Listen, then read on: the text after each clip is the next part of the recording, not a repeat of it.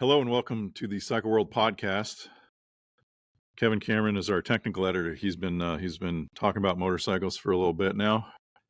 You may have heard of him. Haha, old joke now. Take a drink, maybe. I don't know. This is Mark Hoyer. I'm the editor in chief. We have been on a bit of a vintage meandering lately, and we're going to stick with it. We have the Kawasaki H2. We're going to talk about the Kawasaki H2. Variously, very high performance and variously called the Widowmaker, the fastest way to get to the scene of the accident. The scene of your accident. Your accident. Well, indeed. But a legendary motorcycle for also all the positive reasons. A very big thrill, and maybe there are reasons for all this that we could explore. It was, if you didn't know, it was a 750 two-stroke triple.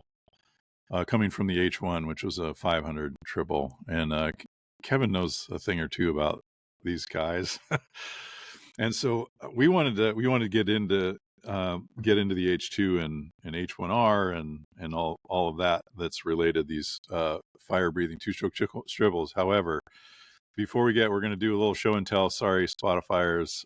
We'll try to talk you through this. I have two things I wanted to show that I was rummaging through some of my parts and party favors, and I found two spark plugs in my drawer, and one of them is this cute little guy, and this would be a typical other spark plug from the era. They're both NGKs.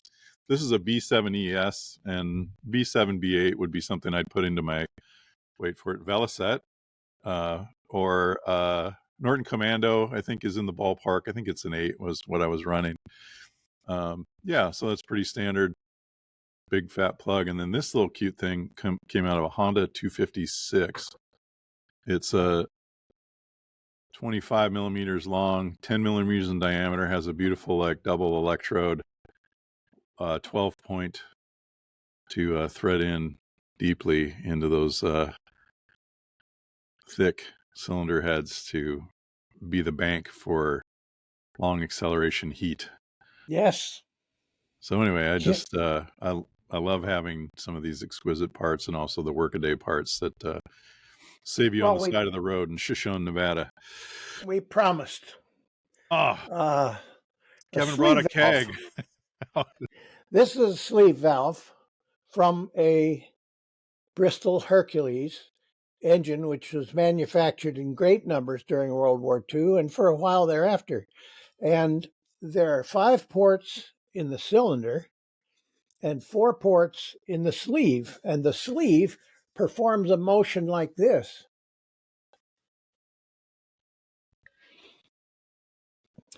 And is driven by a ball that fits into this trunnion on the base with suitable clamps, so that a little crankshaft can whirl around here and make every point on this cylinder surface describe a circle if this were unrolled.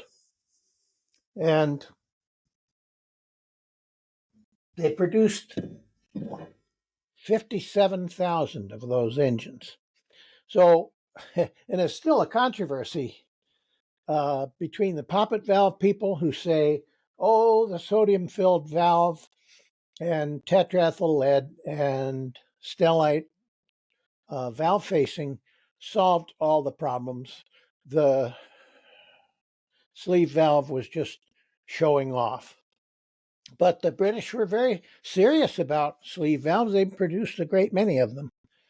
And I wouldn't want to guarantee the cold starting, shearing that big oil film while that tremendous cylinder.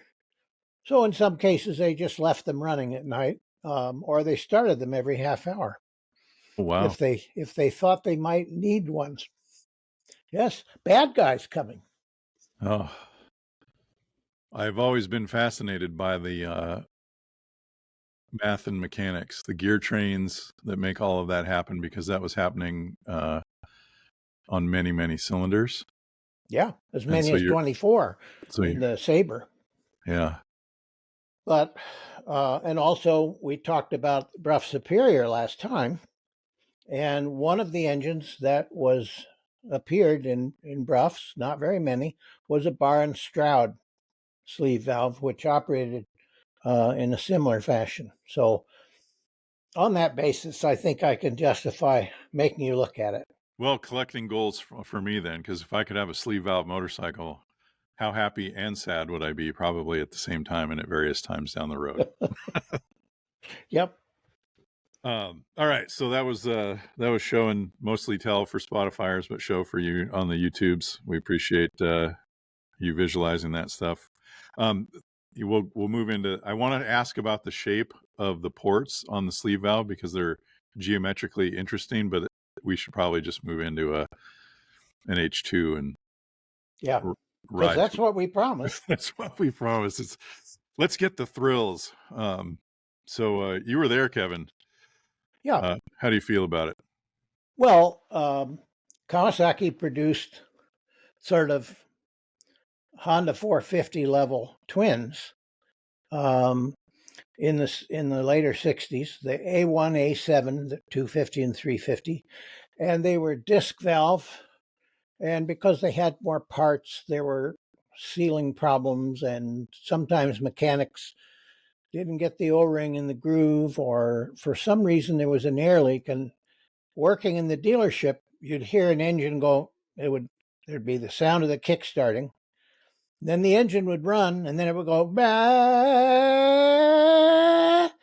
And meanwhile, the mechanic is tearing the ignition wires off.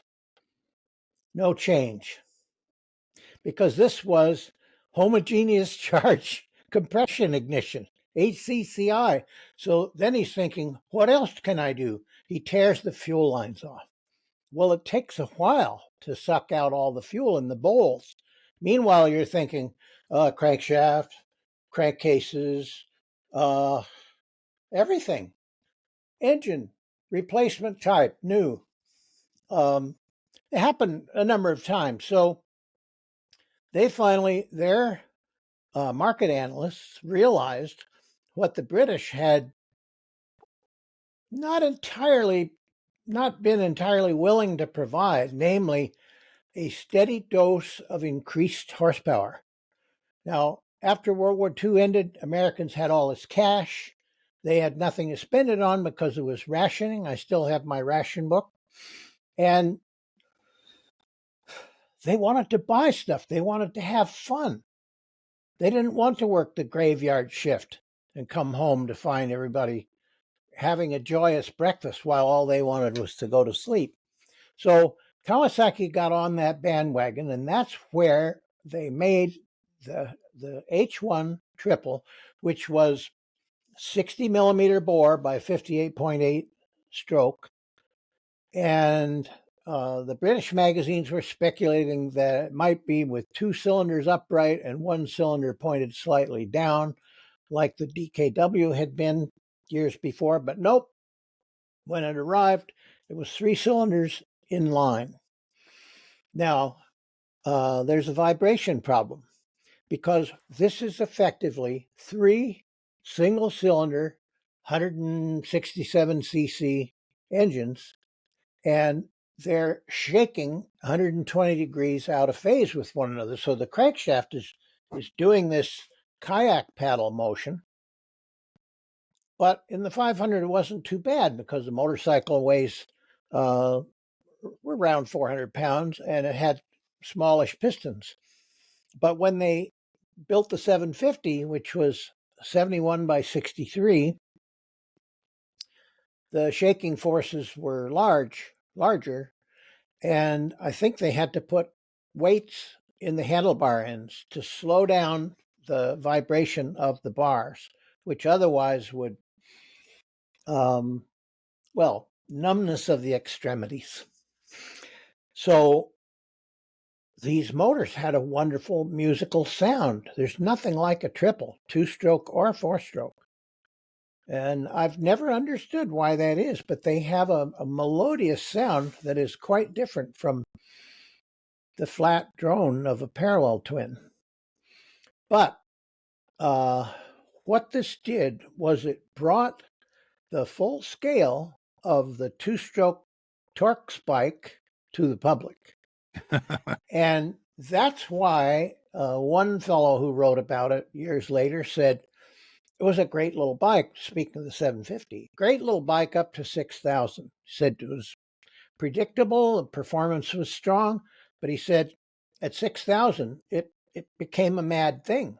He said the front wheel came up, you lost direction, it could start wiggling and weaving, and if this happened today, people would probably be shocked anew because they're accustomed to well-behaved four-strokes. Now get this. That first 1972 H2 750 produced 74 horsepower at 6,500 RPM. Shocking. Now, today's MotoGP bike weighs 65 pounds less and has 4 times the horsepower. Somehow, the humans, through their persistence and their insane eagerness for higher performance, bigger surprises, I just got more it. elevated heart rates, have figured out how to make 4 times the power pass through one tire.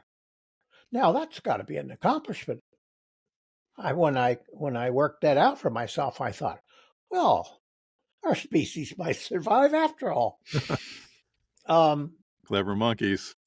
Yes, but today's MotoGP bike manages to deliver its power in a much more civilized fashion, and that's the key to getting so much more power through one tire, which is never to take the tire by surprise, to do things gradually, and insofar as possible, to maintain a constant force on the footprint so that it isn't a rug that's being yanked out from under you by a horrible torque spike. Yeah, when we say gradually, we mean relatively speaking. Yes. Because within the range of extreme human athletes' ability. Yeah, I mean, just taking my recent ride on an M1000RR BMW with 200 horse. I rode an Alpha Racing version of that bike, which is a stock 1000 race bike, and it is gradual. It comes in. It's just mind warpingly fast in a different way. But that was the thrill. That's what we kind of. The thrill of the two-stroke was the abruptness. It was waking up and having the resonance work, and these weren't these weren't chambered in the traditional sense. The pipes on these things look like, well, I mean, an RD the same way. It's a relatively straight exhaust pipe, and a stock RD 350 with stock porting and stock pipes and stock carbs was actually a nice little street bike. I mean, it did come on, but it didn't come on the same way it does when you port it and you put some nice chambers on. That's a different game. Yeah. Well, it took some getting used to for the people who bought them. But 75 horsepower was... That was a bunch. That was so much horsepower at that time. In 74, they decided to cut the horsepower back to 71. 75, they cut it back to 70.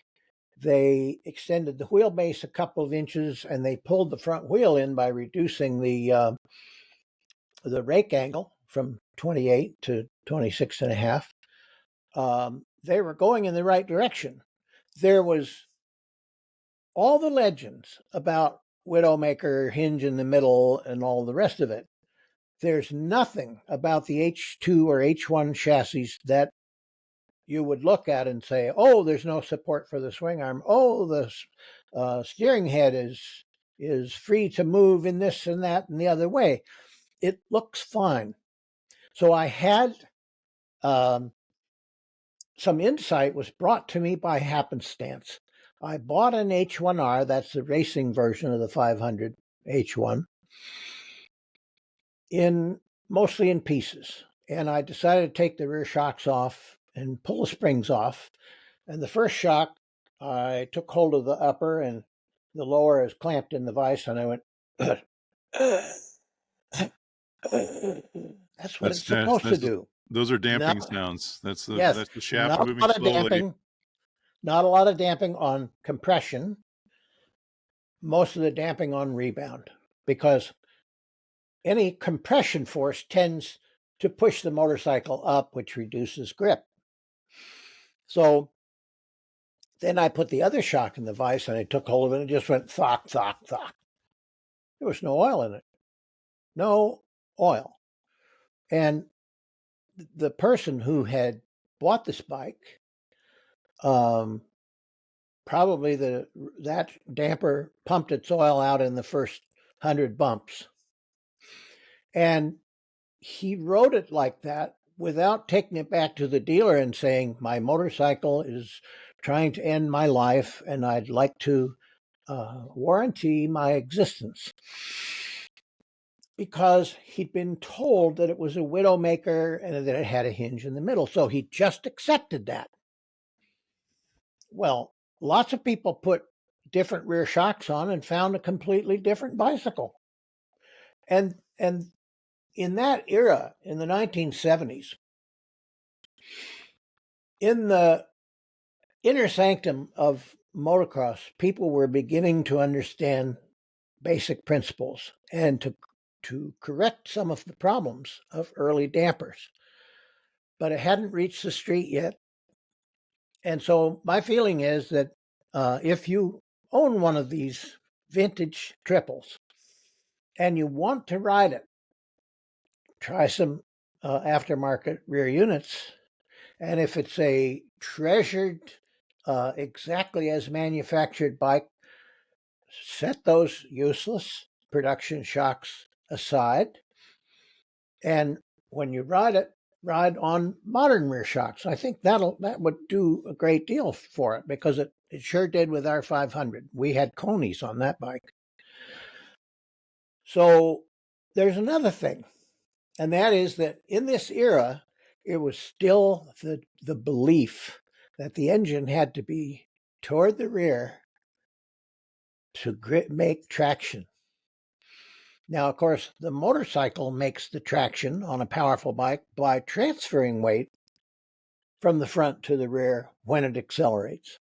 And with an engine this wide, the widest of the 500s was 21 inches wide.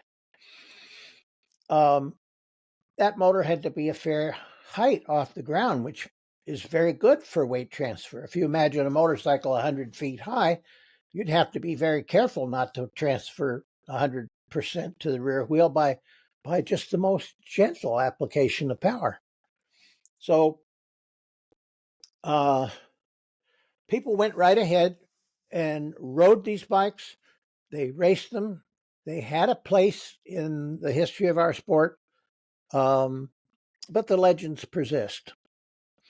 And people enjoy a story more than they enjoy facts. So please yourself, I'd say. Both engines, the 500 and the 750, were made with the same bore pitch, distance from center line to center line, because they didn't want to make the bigger engine 24 inches wide. Imagine. And when you make the cylinders bigger, you make the transfer ducts, which are going up the sides of the cylinders, you squeeze them. And so the 750, in a very real sense, was operating on 3/4 throttle. Suzuki, in their 750 triple, which was water cooled and had operating on 3/4 throttle because it can't breathe enough when you've twisted the grip wide open, because the transfers are now basically 90 degree at the top, or much little guys. much sharper turn, because they've mooshed it all together to make room for the pistons. I'm making hand gestures, and it's just limiting.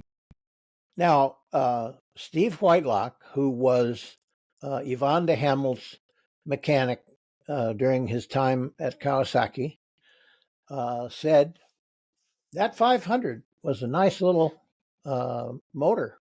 He said 750 was was something else, because um, in the form of the racing engine,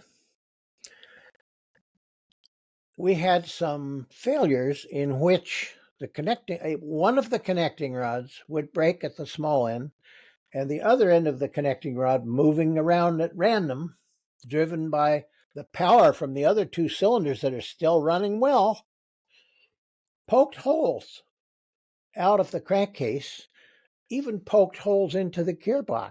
On one occasion, Yvon was at Talladega, and he was coming around one of the bank turns, and his bike spouted a 30-foot plume of flame. And we're sort of looking stupefied at this. And and Yvon, of course, he said, "I'm going along pretty good there, and I feel like someone's making my leg awful hot, you know." And I look down, there's flames. He said, "I got to get off this thing." So he wrestles it down onto the apron, and he's braking the whole time into the infield. Finally, he said, I think I'm going slow now." So I just stepped off, but he said, "I was still moving pretty fast." So he goes bowling across the infield grass, and he finally gets up, looks around. There's a pickup truck with its engine running. Two men inside are sleeping, corner workers, air conditioning on. They can't hear anything, and they can't see anything because their eyelids are down. So he goes over and bangs on the window and points to his bike, which burned up. So it could get really dramatic. So it got to the point where we're noticing, this is 73, we're noticing cracks around the wrist pin bosses that are starting in as little as 50 miles. And if you let the cracks go on with the sound logical basis derived from the program that sent the space shuttle up in very cold temperatures, it always worked before, it's sure to work now, the pistons would break. The cracks were not ornamental. So we get hold of our technician, and Mr. Yoshida, and he says, I think maybe 6 months. And we're all New parts in 6 months. Yeah, new parts. Oh no, we got months. it. We're gonna race next week. We gotta go. Can we go faster? Yes. And we got to Atlanta at one point, and Irv Kanemoto's motor sawed itself in half, and there were some other dramatic things going on. And Mr. Yoshida suggested maybe if the riders went more slowly, no more trouble again. Oh, that's happened so many times. That's like the first move is like, no, slow her down. You won't. If you slow down a little, you won't get chatter. If you use, go back to the previous tires that have less grip, and you won't have chatter. Yes, that's right. I'm like, well, maybe we should. The famous one, which is all slow bikes handle great. I've always loved that. Yeah. So usually uttered by riders beyond the end of their careers, because you wouldn't say such a thing. Anyway, so they sent us pistons that had not been machined above the wrist pin bosses. This was a little complicated because then you have this big thickness of metal which expands with heat. So we're filing on the side of it and trying to get it all to fit right. Plus the piston is heavier. So now the rods are breaking more frequently. And as I think I said on this show once before, qualifying for Daytona one of those years, we had put the fresh engine in and we're congratulating ourselves. Oh, we had a spare engine. We have it in place. We're all set. I thought about the exhaust pipe. Oh, that's where the junk is. Took the exhaust pipe off. It rattled. Tipped it up. tailpipe up. Oh, the wrist pin, the small end of the rod, piston gravel, it all came rattling out. Piston gravel. That's perfect. I But hadn't thought of meanwhile, it that way. we've got the dealership has a lot of guys who are riding 500 triples, 750 triples, and they're going good mileages. We had one guy that went 50,000 miles on his first crankshaft. Get out. Yeah. And I think one of the reasons for that was a lot of the miles were on the main turnpike, riding, leaving work, summertime, to ride up to the family vacation house. So the best thing for a high-speed bike like that is to just cruise along at 100 miles an hour. It's easy service. Yeah, no RPM change, and yeah, and there's no cold starting where acid is formed and trickles down into the crankcase and starts nibbling away at everything made out of steel. So 50,000 miles on the first crankshaft, that was good. So I think they were, for the price, excellent engines. Excellent engines. They had, like everything else two-stroke in those days, it had a variable stroke injection pump for the oil system. Oil was delivered into 3 of the 6 main bearings, and the waste oil was picked up by a rubber-lipped oil pickup ring on the nearby flywheel and conducted to a hole in the crank pin and a radial drilling that let the oil out into the big end bearing, which of course is the hardest, the heaviest loaded thing in the engine. So new bikes would come and the oil pump was set on maximum, and the riders would come back and say, they thought I was mosquito control. So we found over time, the mechanics in the shop found that once the thing was broken in, there was no reason not to turn the oil back to minimum because it did very well there. And if you had one of the smokeless oils, it was pretty civilized. And there was no question that you could take a passenger on these motorcycles. They had plenty of power. Cape Cod, here we come. Well, I was my friend Ray was regaling me with the stories of his H2, and he took one of his friends for a ride on the back, and this is Ohio in the summer, and he started to ring it out, and he said we got up to I don't know 90 or something, and it just started to weave because he was riding 2 up. So you've got this rearward weight bias already, extra weight out back, and then you're throwing another, and that it is a terrible place. One of the worst places you can put weight on a motorcycle is the top trunk. So if you have a light bike and you put it way out back and you kind of send it off the end, for sure you can very frequently get a decel shimmy, we would call it, and you can get weave and wobble and all kinds of things. So yeah. 2 up, sure, why not? I want to talk about. Oh, go ahead. Yeah, no, go ahead. I think we've done that topic. Vibration. So this high frequency buzz. I think I have always tended to think about the motorcycle engine and car engine and transmission and all of that to be very thoughtfully engineered and peaceful, controlled processes, but they're not. They vibrate like crazy. Oil inside of gearboxes is being churned and whipped and slashed, and oil storm. Windage inside the engine, where windage is just the oil's like whipping around, and the crank and everything's spinning, and it's hitting the oil, and every time it's doing that, it's making heat, and it's smashing. It's drag on the crank. There's just so many things happening. High frequency vibration.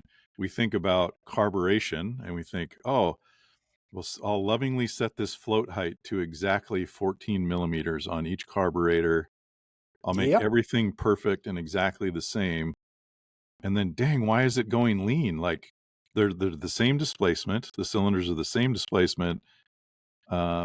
Everything's the same all the way across. Yeah. Carburetor's as perfect as I can make it. Why do the plugs not look like the same color? Is there an oil like on a four-stroke? Is there an oil control problem? I think back to I think it was Gordon Jennings on a 250. It was a four. I don't remember which it was, but the taping the lead, or was that Phil Schilling's bike? No, it was Gordon. He attached lead to the carburetors to reduce their frequency, their So what's natural happening frequency. is it's frothing like crazy. MGA twin cams got a reputation as an unreliable engine. This was a twin cam four-cylinder in the 1950s. By all accounts, a wonderful engine and absolutely what MG should have done. But they got a terrible reputation, they think, because the frequency of vibration frothed the fuel in the carburetor and made it lean. And so here we are with the H1R manual, and we turn to the specification for carburetor jetting, and it says center cylinder 310 jet, left cylinder 330 jet, right cylinder 320 jet. Okay, now I described to you how the crankshaft is doing this kayak paddle movement. What's happening is that the outer cylinders are whipping around a tiny circle, but it is well enough to cause frothing in the float bowls, and it doesn't take much froth going through the main jet to produce leanness you wish. Let's just take the last 5 minutes over again. So they were jetted to make the plugs look the same. They were jetted 3 different sizes. And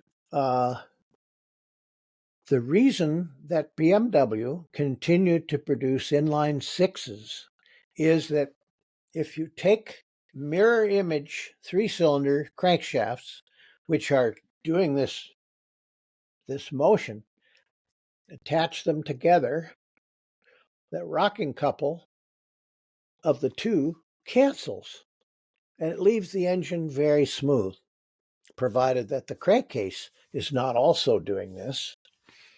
And then you have one of the smoothest engines that's possible to build. So One of my favorites, all the primaries and secondaries are zero. Everything, if you set it up and you balance your connecting rods and your crank and your flywheel and your pressure plate and you do all that, it's magic. It's like stepping on a banana peel. Yep. So if you make a 3-cylinder with 120-degree crankpin spacing narrower, it vibrates less. The eccentric motion of the heavy parts of the outer crankshafts, that's 3 single-cylinder crankshafts together, if they're wider, they move through a bigger circle and produce a heftier vibration. So ideally, if we could compress the 3 cylinders infinitely down to a single plane, the engine would be perfectly smooth. Because with 3 objects out of balance at 120 degrees, there's always as much going north as south or any other direction. So there's no net motion and there's no rocking. So that's why when you build a triple, you want to push the cylinders together. And that's why Suzuki, with its prominent transfer port arches, rotated the cylinders so that the transfer arches went past one another. They didn't push the cylinders apart as far. So that was good. Those engines had a single casting with all 3 bores in it. Stiffens the engine. Kind of nice. So that terrible vibration caused Kenny Roberts' 500 triple to be a carburation mystery, to break the seat frame, and to throw parts. And eventually, retired Honda engineer Oguma basically said, I fix. No more trouble again. And he did. He fixed it. He built a balance shaft, designed a balance system for it, and it just killed the vibration dead. Now, carburation no longer a problem. The counterbalancing system is lightweight. There's less weight involved in the balancer than there is in making all the other parts of the motorcycle thicker to the point that they don't break in the vibration case. So this is why modern motorcycle engines have balancers when they need them, not because we modern men have low testosterone counts and therefore are unable to celebrate the beauties of numb extremities. It's just a fact that it's a better vehicle without the vibration. Well, Anybody ridden in? Well, we can put in the vibration we want too. That's the other thing. You can. There's a lot of that going on where we're putting in just enough vibration to know that it's more than just the suggestion of moving parts. It's got a personality to it. It has a, as you said, a triple. Why does a triple sound good? Well, it just sounds good. We could probably get into the frequencies and the rhythms. I don't know what it is, but it's a lovely sound. And I first noticed it at Loudon, New Hampshire, in the spring of 1969 when they ran Kawasaki triples there. Just a lovely musical sound.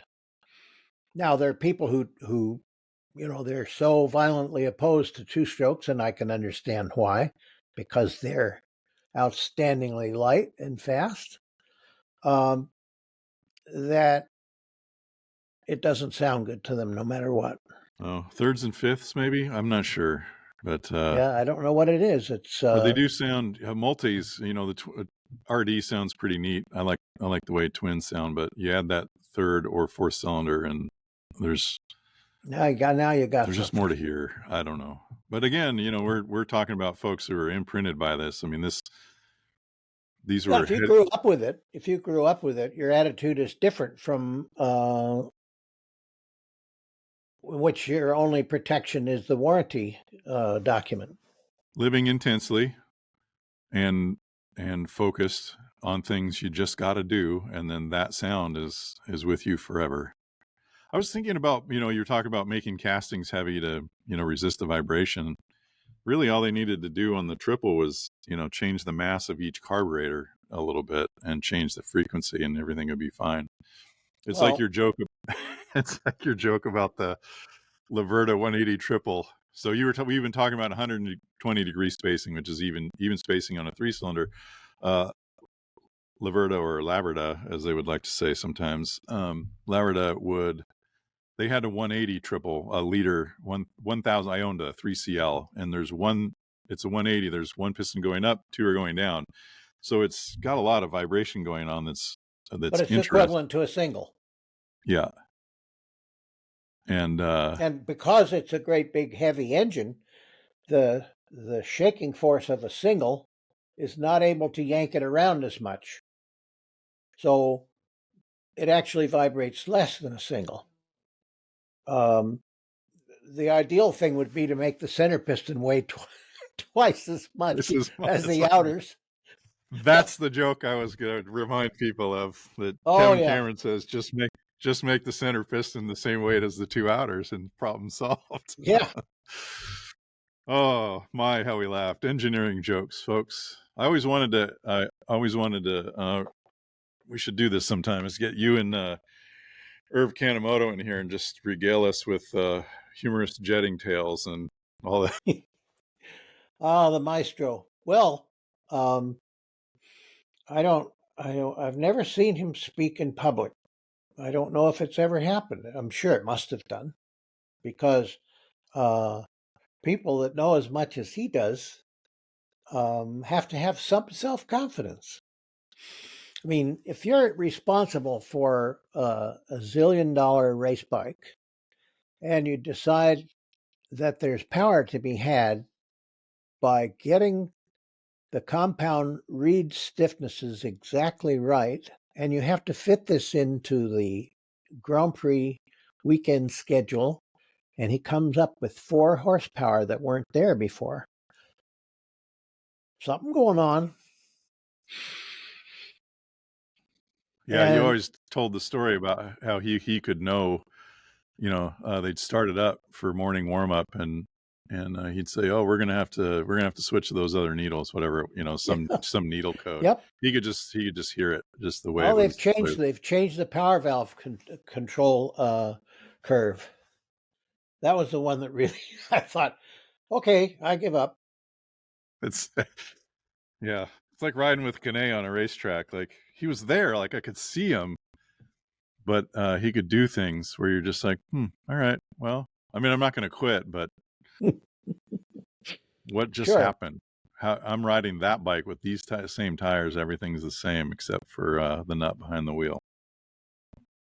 Now, the thing that was wonderful, of course, about production two strokes is how easy it was to make more power. All you needed was a gas welding outfit, some rod, a bandsaw with 32 teeth per inch, um,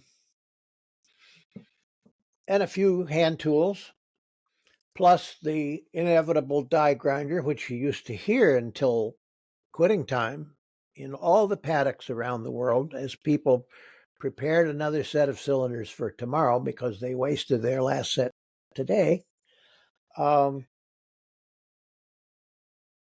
Well, my favorite was Kelk or others had too much to do in the late 70s because he was responsible for everything in U.S. racing.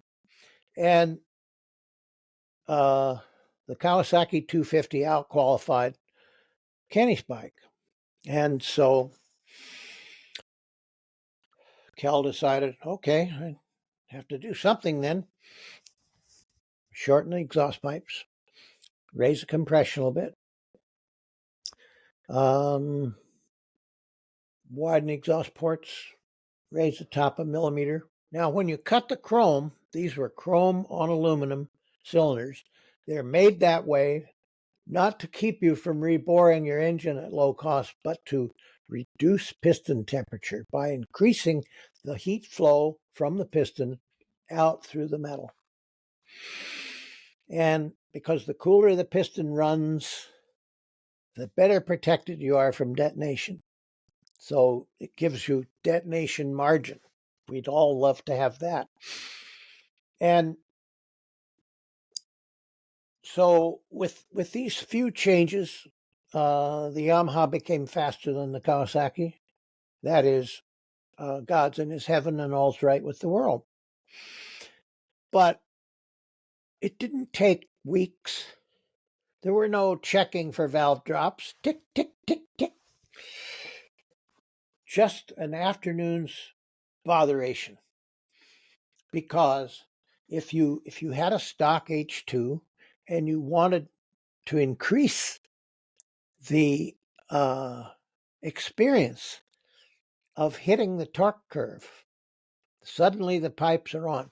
Put pipes on your bike, a little extra compression, and 32 down and 47 wide on the exhaust ports. It doesn't take long. Of course, nobody can do that today because there are no production two strokes. You want a fresh set of H2 cylinders? You should have them in the truck, but not anymore. But that was a wonderful thing about two strokes was how for anyone who could use basic tools, more power was easy. And of course, with so many people working at this, it soon became, well, a few people knew what they were doing and the others were trying to learn. And then the scene changed. Oh, now it's all four stroke. Okay. All those notes carted off to the dump. Well, that was But the it cool was thing with fun the while it lasted. sure Yeah. top end. You could do a top end refresh things like in mere minutes. None of those pesky cam chains or stupid push rods and blah blah blah. You could just whip in there and get her done. And like an O-ring cylinder head, man, you just pull the thing off and Put your piston and your new cylinder on, and away you went. That was the wonderful thing about the Yamahas in particular, because on the water-cooled TZs, the seal for the combustion was a Viton O-ring, like the ones in the Space Shuttle SRBs. And that little O-ring, just, what was it, 3 millimeters, I think, encircling the top of the bore. And then there was a water ring that went around the outside of the head. And they worked every time. Yeah. They were wonderful. Isn't that great? If the top of your bore was eroded a little bit, you could get space shuttle type charring on the combustion seal. We saw that a few times. But basically, if you kept a good top end on your bike, sealing was never a problem. Whereas when you start torquing up cylinder heads, you're thinking to yourself, what if a similar pressure were applied to my head? Would it retain its natural form, or would my jaw tighten up? Would my eyes pop out? It's a different set of problems. But the idea is, of course, with four strokes, they're so much more reliable, we won't have to take them apart. They'll run forever. And they, of course, they have achieved remarkable reliability with four strokes. It's crazy today. I mean, take any sport bike, any modern sport bike. I mean, high performance Panigale, BMW M1000RR, Yamaha R1. You could take a Yamaha R1. I could have one parked. We don't have one here now, but say there's one parked back here. I go put on some leathers. I could start the bike, roll it outside, and I could ride it to the racetrack. And I could run gas through the thing until the tires were gone. Lube the chain, change the tires, and then keep doing that. And I could do that. I could do that for the next year if I changed the oil. And the leak down would be the same.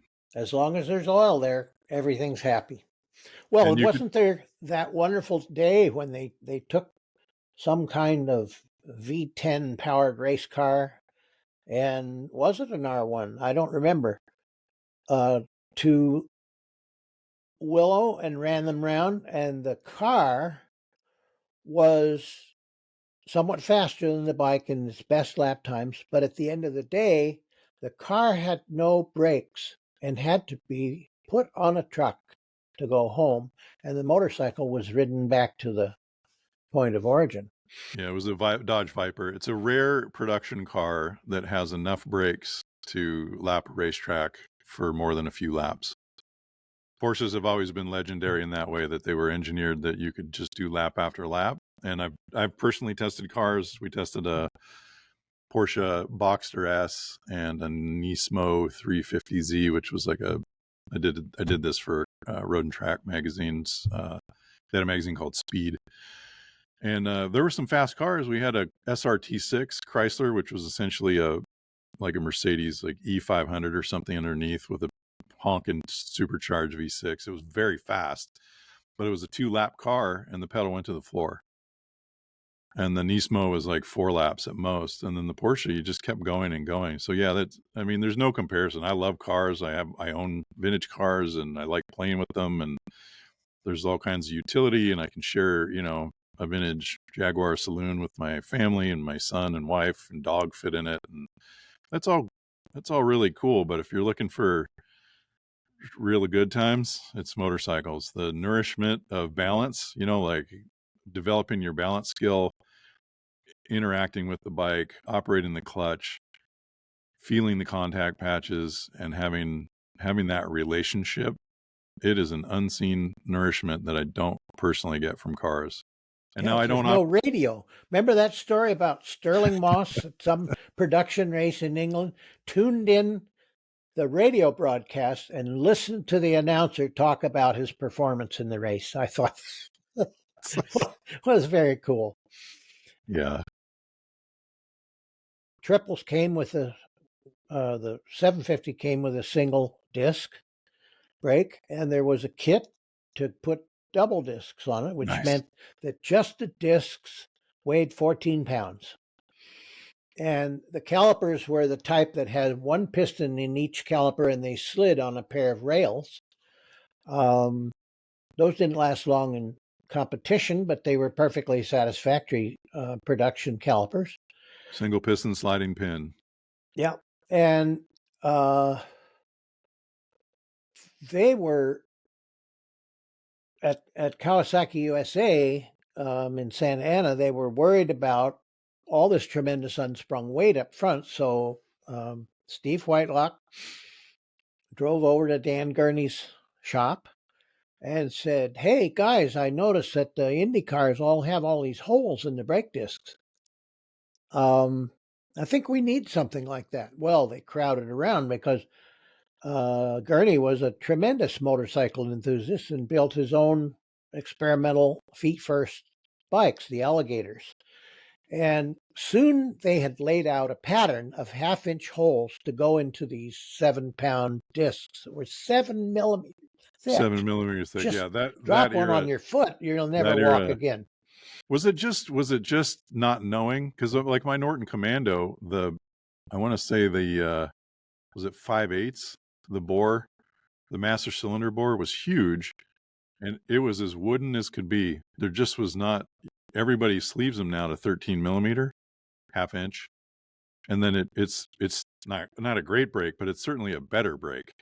Well, And so you it don't would change the be. disc either. So Yeah. it's were they just, I mean, they were tall radially, which was causing them to warp.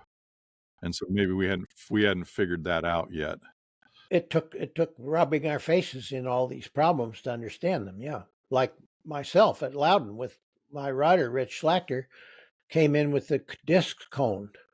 I laid a straight edge across them, and you could see this a lot more than a single business card would fit where it shouldn't in the middle. And I went home that night and made radial cuts terminating in holes so that the cut wouldn't think it was a crack and go on propagating. The Cutting from the moment, outside diameter, yeah, correct? yeah, Yeah, to relieve that. and uh, making the edges smooth and doing it all up proper machine shop fashion, the discs became flat again. I took them back to Loudon, and in the next practice, no more trouble again. Well, that's great. You were able to retrieve the disc by doing that, to not just throw it away. So we talked about this before. We had I can't remember if we had a disc brake or a brake. We had a braking, a friction, We did basically. talk about brakes at a point. And Yeah.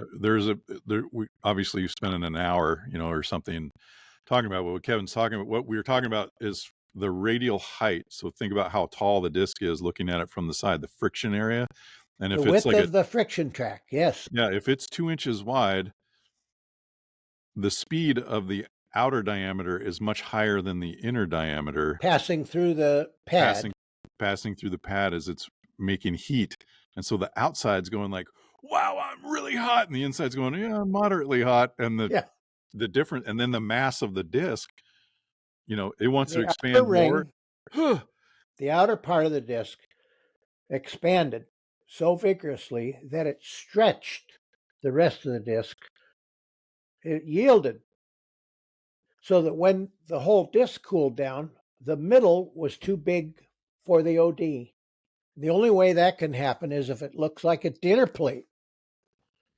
And making those radial cuts, which don't try this at home, it made me nervous. And it would make me even more nervous if I thought people were running out to do this. I saw the radial cuts on Yamahas for, a month maybe before they came up with something else. And because it made them nervous. Cut in your brake disc? Oh, never do that. But we were desperate. And So the you gamble suppose paid off. is that why they were making them so heavy? Was to sort of be a giant heat repository? Like I'm what? sure. And I'm sure that's the fact. And it was when Whitelock came back with those drilled discs and they showed up at the next race, people fell in love with Holy discs, and it swept the nation. everybody had to have holes in their disc, and all these explanations. Oh, it lets the gas out of the caliper and it makes the dust. Border gases. Yeah, that's what they call them, Yeah, right? Border gases, I think, are yeah. what's forming between the pad and the disc as the friction goes up, and that the opening would relieve that gas, and then the nice sharp little edge of that circle was But then constantly very look at mildly a look at a World Superbike disc. Look at a MotoGP disc. No holes, no slots, no wavy. So if you like waves, for example, you may be a mariner. Um, that might be pleasing. But for whatever reason, the two top competitive motorcycle racing series just have discs.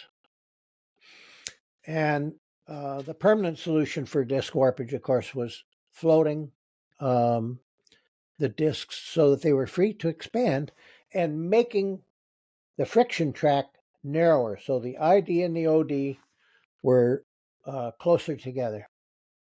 The pads, instead of being a 2-inch circle as they were on Yamahas at one point, they became elongated and narrower. But the H2 was slowed down in 74 and 75 with less horsepower. The cylinders were changed. I always suspected that it was done to increase the contrast between the Z1 and the previous king of the hill, the H2. But those who made those decisions are surely no longer with us. We cannot interview them. So it came and went. It was a lovely springtime in the garden of high-powered motorbikes, and a lot was learned. At the same time, those companies were just putting a toe in the water in Grand Prix motorcycle racing, and they were going to learn a huge amount there. What they learned in Grand Prix racing led to the improvement in chassis in the second generation of Superbikes, which were no longer sit-ups. They were mostly no longer air-cooled, and they were progressing toward the modern motorcycle as we know it. And there's nothing wrong with having positive feelings for these moments in time when fresh ideas were forced upon us by the failure of our previous ideas, and this is what causes R&D is desperation. Oh, these horrible things are happening. Look at the warranty department. You can't open the door because there's so much stuff in there. You got to do something. Yeah. And they did things. And we have much better motorbikes now. Yeah, we have all the keepers of the flame too. What have you said? Worship of the altar of our fathers. Yes.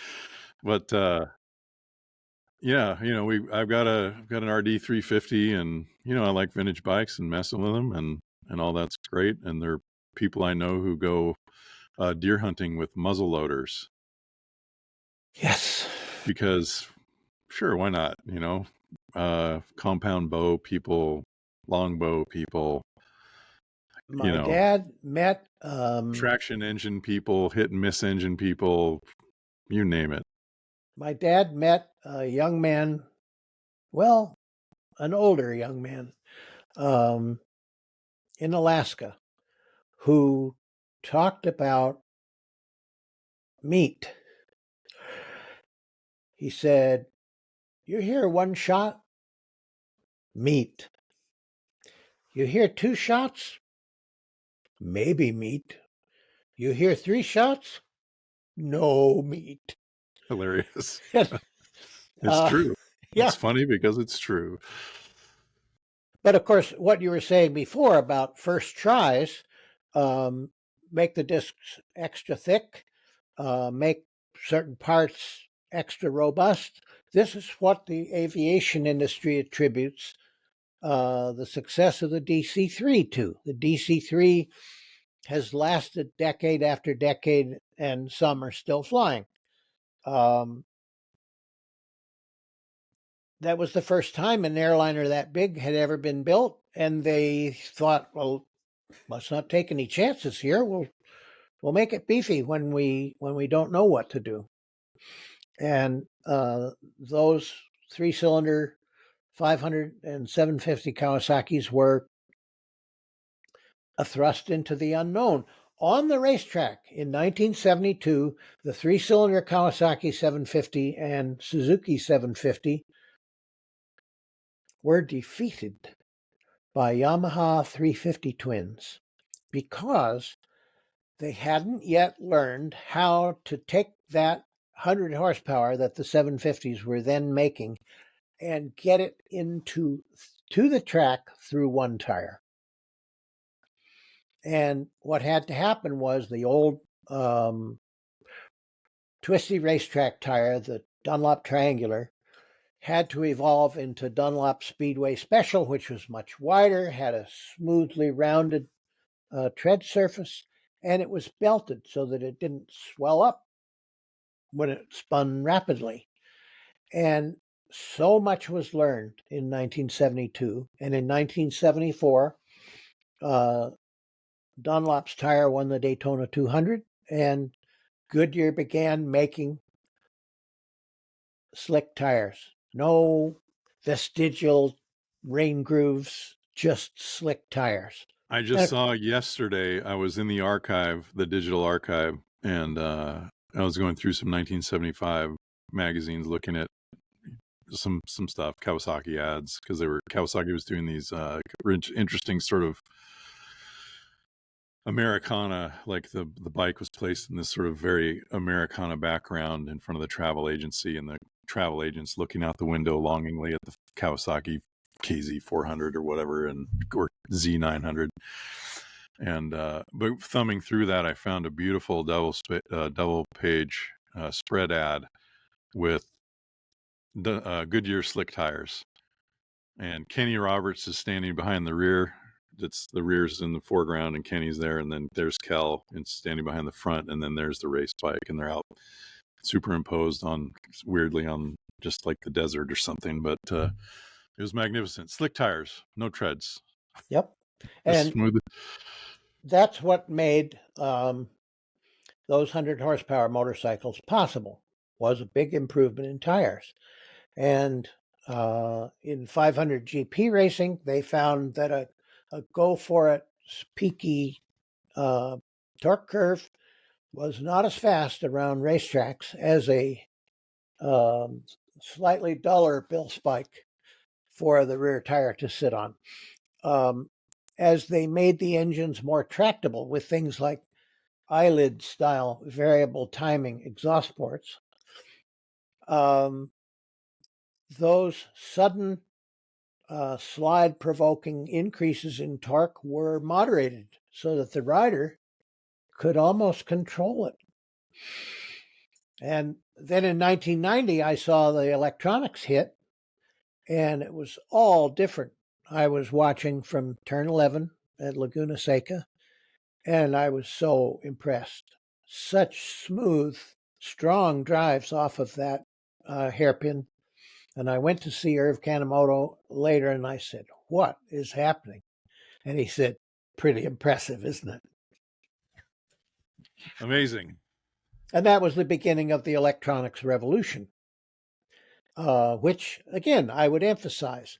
The electronics are there to allow greater performance that can still be managed by a human being. And they are an essential part of why today's MotoGP bikes, with 4 times the power of the H2, the Widowmaker, hinge in the middle, etc., and they're controllable.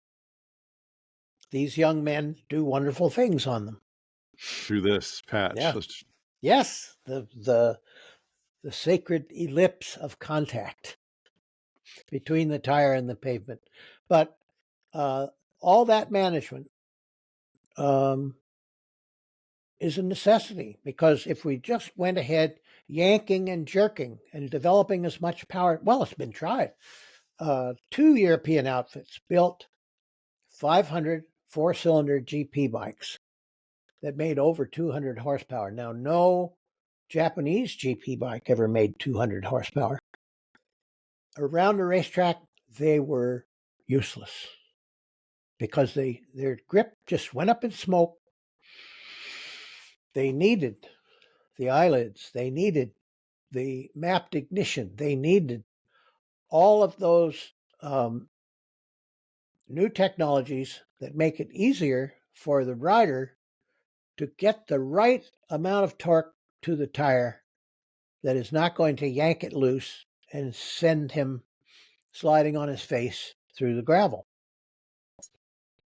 I suppose, but all that being said, I'm not going to make my RD 350 tame.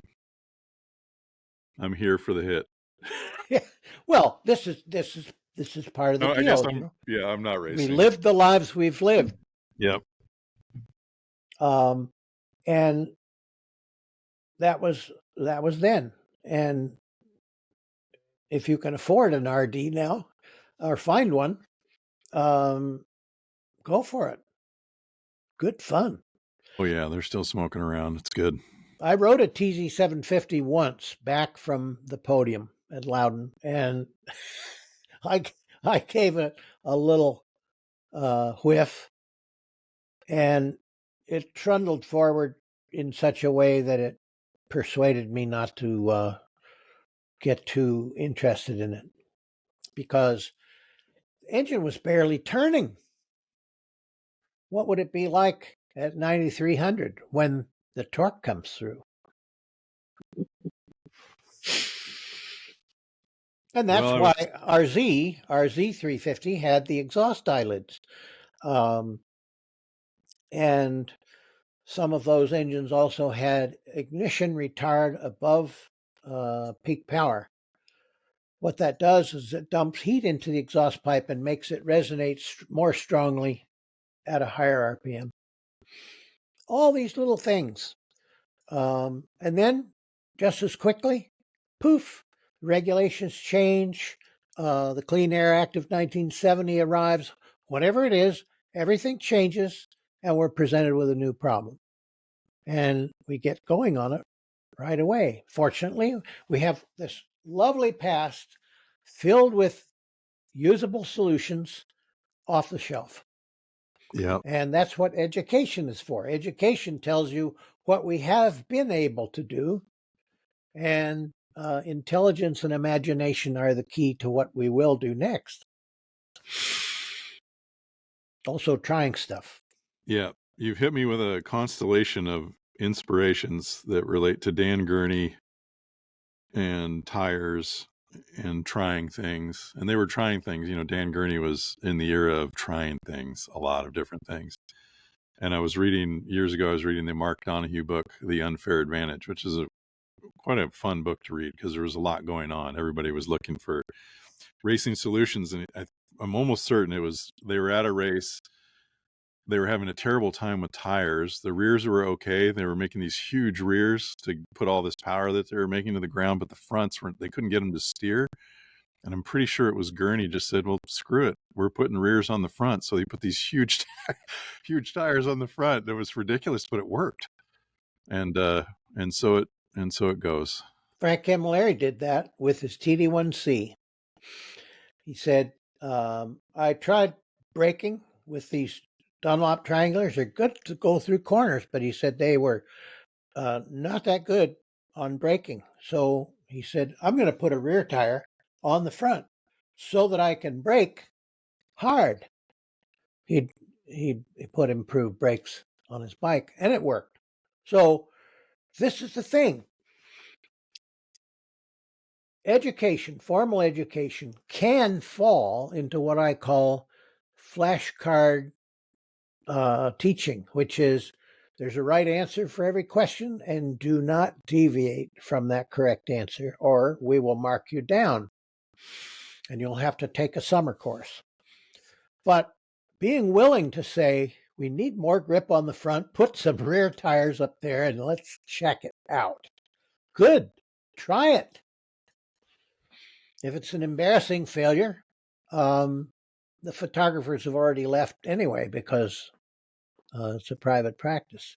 Well, So you've reminded me of yet another story, Kevin, somehow. And that was, I was in kindergarten and we were meant to color some fish. And were you pushing the front? I colored a fish orange. And the teacher came over and said, "There aren't orange fish. Fish are green." And I didn't know any better. But you know what? I discovered in short order that there were fish of every color. I could pick any color I want. Yes, there's no official fish. Detention. Yeah. Detention. So many letdowns. Oh. And here we are.